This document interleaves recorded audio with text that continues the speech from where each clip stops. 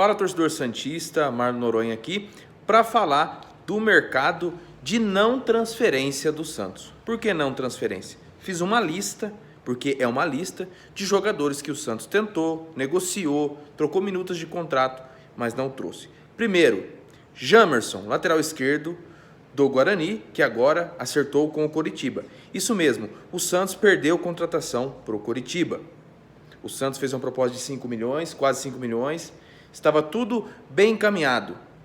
Mas quem controla o ativo, controla a operação. Quem controla o ativo são os empresários.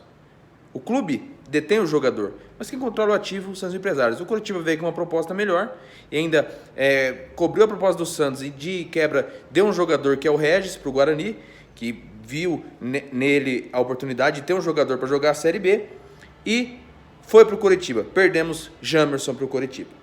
Outra contratação, Lucas Merola, o argentino do Huracan, que o Santos também tinha se acertado com o jogador, fica livre no meio do ano, só que o Huracan, para liberar agora, queria uma compensação financeira, coisa que não aconteceu. O Santos não tem dinheiro e não conseguiu trazer o Lucas Merola. Outro que não veio, dois, né? Lucas Blondel, esse estava praticamente fechado, o Santos trocando minutas de contrato, o jogador já vendo passagem para vir para o Brasil, mas o Tigre da Argentina, como fez ano passado, quando foi para assinar a transferência, pediu mais, e o Santos recuou e praticamente desistiu dessa contratação. O Santos sempre desistindo da contratação sem poderio financeiro. Lucas Blondel estava no Santos, não está mais. O Santos e a diretoria, e é o Rueda que negocia com os jogadores, de mal a pior. E vem mais por aí. Vamos lá, Lucas Veríssimo. O Santos não conseguiu trazer o Lucas Veríssimo. O Benfica fez algumas exigências e, claro, a exigência é financeira e, sendo financeiro, cai por terra se tratando de Santos. Como diz o amigo Ademir Quintino, Santos e dinheiro não cabem na mesma frase. Lucas Veríssimo dificilmente vai vir e deve seguir no Benfica. 4 jogadores, eu já falei que o Santos tentou e não conseguiu trazer nenhum. Vamos para mais. Dieguinho, meio-campista do Goiás, de 28 anos.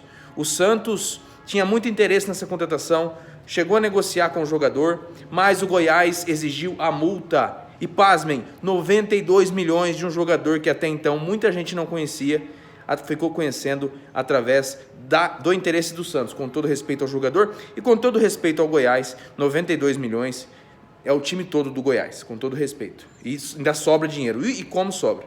Dieguinho, o Santos não conseguiu trazer o Dieguinho do Goiás, com todo respeito ao jogador. 6, né? 5.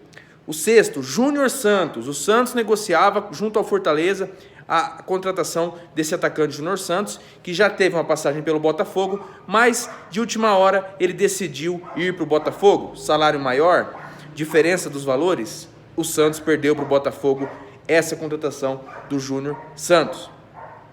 Outro jogador que o Santos praticamente tinha o sim dele, e no fim a parte financeira pesou, Jean Lucas, que teve uma ótima passagem aqui no Santos em 2019. O Santos estava otimista demais nessa contratação e caiu por terra quando veio a parte financeira.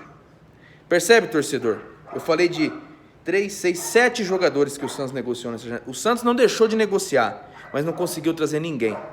E quem saiu? Saiu Juan Seco, saiu Vinícius Zanocelo, o Luiz Felipe o Santos aceitou emprestar, mas ele não quis sair. Enfim, não chega ninguém e sai jogadores.